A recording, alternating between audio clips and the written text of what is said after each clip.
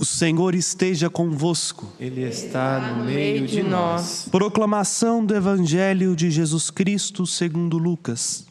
Glória a vós, Senhor. Naquele tempo, viu Jesus um cobrador de impostos chamado Levi, sentado na coletoria. Jesus lhe disse: segue-me. Levi deixou tudo, levantou-se e o seguiu. Depois, Levi preparou em casa um grande banquete para Jesus. Estava aí grande número de cobradores de impostos e outras pessoas sentadas à mesa com eles. Os fariseus e seus mestres da lei murmuravam e diziam aos discípulos de Jesus: por que vós comeis e bebeis com os cobradores de impostos e com os pecadores? Jesus respondeu: os que são sadios não precisam de médico, mas sim os que estão doentes. Eu não vim chamar os justos, mas sim os pecadores para a conversão. Palavra da salvação. Glória a vós, Senhor.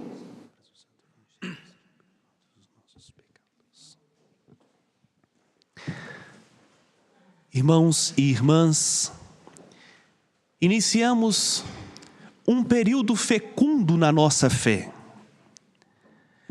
A Quaresma é para nós uma oportunidade de fato de produzirmos frutos de conversão. Não há nenhum de nós que em sã consciência possa olhar para dentro do seu coração e dizer assim: eu já cheguei à estatura de Cristo. Está tudo perfeito, não preciso mudar nada dentro de mim.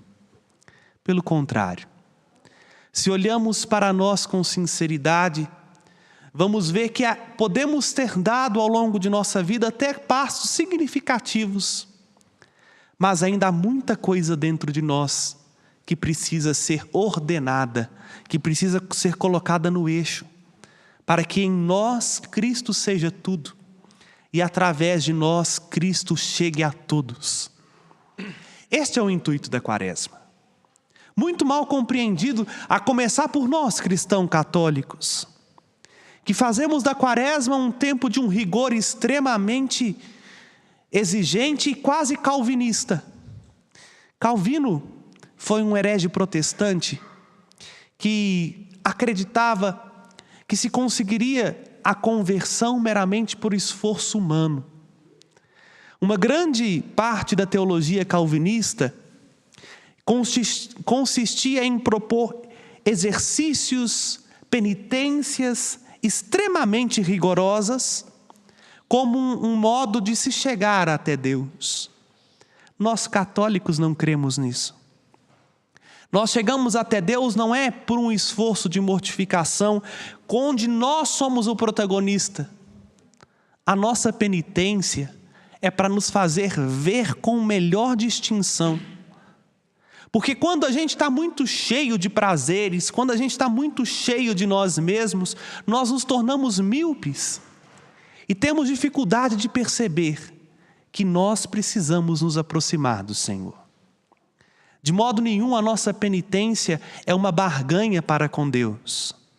Nem é um esforço onde eu, como que indo para a academia, vou ganhar músculos, mas um esforço onde fazendo penitência vou ganhar santidade simplesmente por um esforço da minha parte. Não. A penitência é um exercício, sim, mas um exercício de reparação. Onde, tomando consciência do mal que eu fiz para mim mesmo, para o mundo, para as pessoas que me rodeiam, eu a reparo. Reparo com gestos concretos. Por que digo isto? Antes de entrar em cheio no Evangelho, por causa da primeira leitura que o Senhor nos ensina, qual é a penitência que agrada a Ele? Se deixarmos de lado os instrumentos de opressão. E vejam, tem muita gente que fica 40 dias sem comer doce, sem beber bebida alcoólica, ou Deus sabe lá o quê, mas continua autoritária, arrogante. De que adianta a nossa penitência se nós não deixamos de lado aquilo que oprime as pessoas, que põe fardo nos outros. E olha o que continua dizendo o profeta: se deixares de lado os hábitos autoritários e a língua maldosa, aí entra para nós um outro exercício. A nossa disciplina quaresmal precisa nos ensinar a educar também a nossa língua. Muitas vezes maledicente, caluniadora, que não cabe dentro da boca e que faz tanto mal. Sabe aquele desejo de falar mal dos outros que irresistivelmente bate à nossa porta? Sabe aquela tentação em ver mais os defeitos do que a qualidade de alguém ou de uma instituição? Se a sua penitência, se a minha penitência não me ajuda a corrigir isso, nós estamos vivendo um exercício estéril, mais para satisfazer o nosso ego do que para nos converter. E mais, diz o profeta: se acolheres de coração aberto o indigente e prestares socorro a quem necessita. Aqui o profeta nos recorda de algo que a gente muito esquece.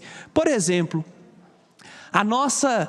o nosso jejum e a nossa penitência quaresmal não é para encher os nossos celeiros, os nossos estoques. Suponhamos que você tem o hábito de comer doce todos os dias e se propôs um exercício quaresmal de ficar sem comer doce. Ótimo.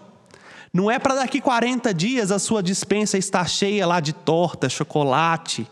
Pelo contrário. Sabe o dinheiro que você ia gastar com o doce? Você sabe quanto você gasta por mês com aquilo. Dá para quem precisa. Aqui, nós precisamos aprender também que a nossa penitência precisa nos fazer ter olhos para ver as necessidades dos que estão ao nosso lado.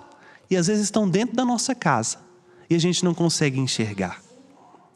A nossa penitência é para fazer com que o nosso coração seja um coração semelhante ao coração de Jesus. E como é o coração de Jesus que São Lucas nos apresenta neste primeiro sábado do mês? Eu fico encantado. Me dá vontade, às vezes, até de chorar quando debruço-me diante destas páginas da Escritura e vejo o coração de Jesus. Porque aqui a iniciativa da conversão não é do pecador, mas é do Senhor. Que bonito é perceber e que São Lucas faz questão de narrar. Levi. Quem era Levi? É o famoso apóstolo São Mateus. Particularmente eu tenho um apreço muito grande pelo Evangelho de São Mateus. Tanto é que os meus estudos teológicos, meu trabalho de conclusão de curso foi no Evangelho de Mateus. Então foi dos evangelistas o que eu tive a oportunidade de me aprofundar mais. Mas quem era a pessoa de Mateus? Um pecador público, um cobrador de impostos. Tinha até outro nome, Levi. É o rapazinho do evangelho de hoje. A gente precisa entender uma coisa. No contexto do farisaísmo, do judaísmo da época de Jesus, o cobrador de imposto era uma pessoa de má fama. Era considerado pecador público, tal como as prostitutas ou outros criminosos de crimes hediondos cuja fama eram conhecidas. Por quê? Primeiro, o cobrador de impostos estava a serviço do imperador romano. Então se atribuía a ele o crime de idolatria, onde ele tinha mais amor ao imperador do que a Deus. Vejam, eu não estou falando que isso seja verdade. Eu estou falando que era a fama do cobrador de imposto na época. E na maior parte das vezes, os cobradores de impostos da época se assemelhavam um pouco aos nossos políticos.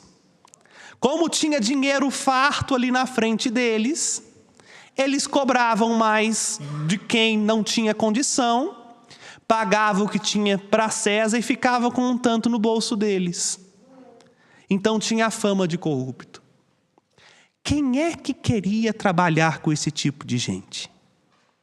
Quem é que queria se misturar com essas pessoas de má fama? Aliás, não sejamos hipócritas. Quem é que ainda hoje tem apreço por aqueles que não valem nada diante da sociedade. Pelo contrário, custa-nos ver pessoas de fama duvidosa, e quando muitos nós somos os primeiros a caluniá-los. Se os olhamos, é para falar ali, está vendo? Não seja meu filho, não seja minha filha como ele. Olha o que ele está fazendo. É com um olhar de condenação. Levi estava cobrando o imposto. Aqui podemos falar, Levi estava no ato do pecado. E foi ali que Jesus o viu. É interessante o coração misericordioso de Jesus que o evangelista Lucas nos faz questão de narrar. E aqui nós não podemos nos eximir da nossa missão de cristãos e da nossa vocação. O Senhor olha para nós não porque somos melhores do que os outros, não porque temos virtudes ou qualidades. O Senhor olha para nós com misericórdia. E aqui, se o Senhor nos chama, se o Senhor tem uma vocação específica para cada um de nós, não nos iludamos. Não é porque somos perfeitos, é porque talvez nós somos os que somos mais pecadores e precisamos de cuidado. Cada vez mais louvo e bendigo a Deus. E quando falo isso, não é por narcisismo ou por falta de modéstia, é porque a pessoa que eu conheço um pouco melhor sou eu. E para não correr risco de um juízo temerário de falar de alguém, falo de mim mesmo. E aí nós podemos falar a partir de mim, cada um faça os seus cálculos e entenda o que o Senhor nos comunica nesta manhã. Louvo a Deus por Ele me chamar a ser padre, não porque eu seja melhor. Cada vez mais que tomo consciência da vocação a qual sou chamado, eu deparo-me o quão pior eu sou do que muitos cristãos. E vendo esta página do Evangelho é que entendo. Fui chamado para ser padre não porque eu sou bom, não porque eu sou santo, não porque eu sou perfeito, mas porque eu preciso de estar mais perto do médico. E o Senhor, quando olha para nós e nos diz, segue-me, a tentação nossa de cristãos é achar que Ele viu em nós algo que seja proveitoso. Porque na nossa cabeça, a gente só chama para trabalhar conosco quem tem algo para ofertar. Enquanto, na verdade, Jesus chama aqueles que ninguém quer perto deles. Inclusive eu. Talvez você. Jesus continua nos chamando para perto dele porque nós temos uma ferida muito grande. E que não vai ser lá no trabalho que nós vamos curá-la, nem na nossa família que vai ser a fonte da nossa realização. Só Ele é o médico que pode curar a nossa ferida. Por isso nós não podemos ter medo de nos aproximar de Jesus, porque Ele não tem medo primeiro de nos ver. Às vezes nós temos medo de nos apresentar diante do Senhor, porque falamos assim, mas o meu pecado é muito grande. Mas lá no meu passado tem coisas sombrias, tem coisa que eu fiz que eu tenho vergonha de dizer. É justamente lá que o Senhor te viu. E viu não para te condenar e não para te jogar pedra, porque quem condena é o adversário, é o inimigo. Ele olha com misericórdia e nos chama para perto dele. O nosso Deus não tem medo de se misturar com o nosso pecado. E às vezes nós temos um coração extremamente hipócrita, extremamente apegado a um amor a nós mesmos, transvestido de amor a Deus. Porque vejam, aqui há um contraste interessante. O que se passou aqui no coração de Levi nós não sabemos. O próprio Levi, no seu evangelho, deixa transparecer. Mas o que Lucas diz é, quando Levi percebeu-se amado, ele deixou tudo, levantou-se e seguiu Jesus. Vejam, que força extraordinária tem o olhar de Jesus. A força de fazer um homem apegado ao dinheiro, apegado à sua função, largar tudo, seguir Jesus e fazer algo que o mundo de hoje não quer: convidar Jesus para dentro de casa. Levi não teve vergonha de escancarar as portas de sua casa e chamar Jesus para dentro dela, sabendo que dentro da casa dele tinha os amigos que eram tão pecadores ou pior do que ele. Jesus poderia muito bem ter falado: não, eu não vou misturar com essa gente. Imagina, eu tenho a missão aqui de salvar, ser sal da terra, mostrar ao mundo a luz. Vou misturar com essa gentalha, o que os outros vão pensar de mim? O que vão falar aí nas praças públicas que sou eu? Como é que vão dar credibilidade para minha pregação? Falei tão bonito semana passada no alto da montanha, fiz um sermão, gastei saliva até, falando bem-aventurados, ensinei o Pai. Agora vou misturar com os pecadores? É a mediocridade que bate à minha porta enquanto padre, é a mediocridade que bate à porta de tantos os cristãos, e às vezes de pensar assim: o que os outros vão pensar de mim? Se eu conversar com tal pessoa, se eu entrar em tal lugar? Exatamente aqueles que eram doutores, conhecedores da lei, falaram para os discípulos de Jesus: escuta aqui, vocês vão continuar seguindo esse cara aí? Que se diz Deus e não está sabendo com que gente que está misturada? Ele está pecando, ele está com os pecadores. Aqui, pena que o tempo é curto. Vejam, os fariseus interpelam os discípulos, mas quem que responde? Jesus. Porque Jesus conhece a verdade do coração. Nenhum fariseu teve a coragem de chegar perto de Jesus e interpelar: por que o Senhor está misturando com os pecadores? É aquilo que o Salmo 138 diz: antes que a palavra chegue à minha boca, tu a conheces, Senhor. Por isso mesmo Jesus diz: os sãos, os sadios, não precisam de médico. Ninguém vai ficar uma semana de férias num leito de hospital simplesmente por hobby. Se a gente está no hospital, é porque a gente precisa de cura. É porque tem uma enfermidade que precisa ser tratada. Jesus escancara qual é o projeto de Deus. Eu vim para os pecadores. Ele veio para nós. Aqui eu preciso terminar dizendo, para que nós tenhamos uma visão um pouco mais equilibrada de quem somos. Não somos os justos, somos os pecadores. E o nosso pecado também não pode ser pretexto para não nos aproximar de Jesus, pelo contrário.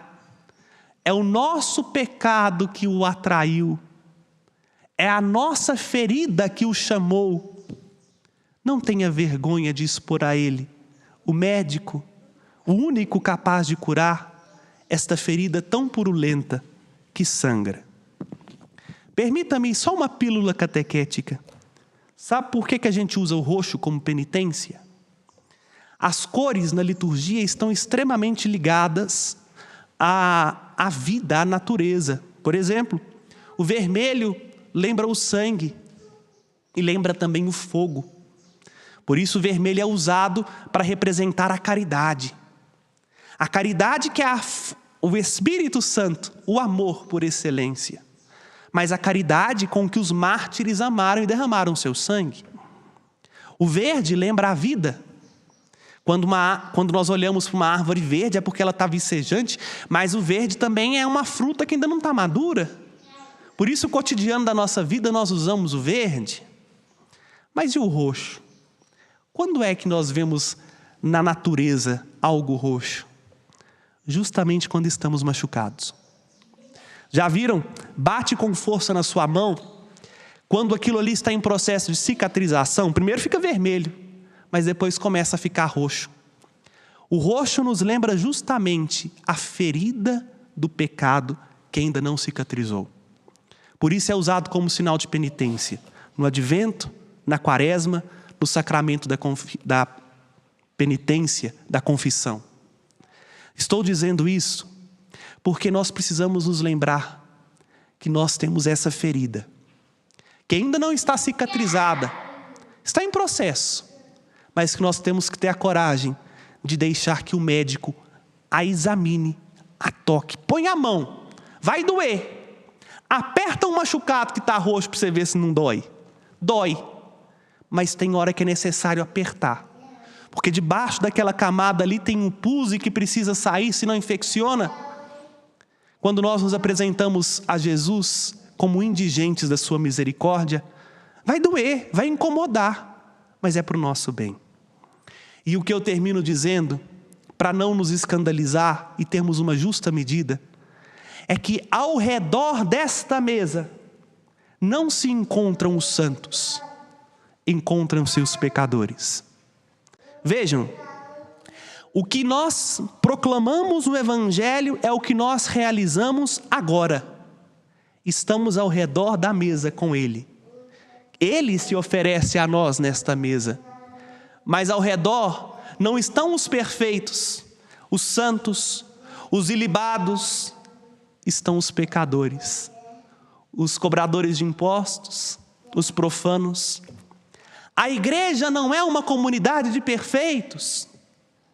E isso escandaliza muita gente que ainda não entendeu que quem está dentro dessas paredes não é modelo para ninguém. E se você entra na igreja querendo inspirar-se no padre, no catequista, no ministro da Eucaristia, meu filho, nem entra. Mais cedo ou mais tarde você vai quebrar a cara. Nós entramos ao redor desta mesa porque queremos ver o conviva. Quem nos chamou é Ele. Porque todos, do Papa até o catecúmeno que está sendo preparado para ser batizado, somos farinha do mesmo saco. Cobradores de impostos, adúlteros no coração, machucados, feridos.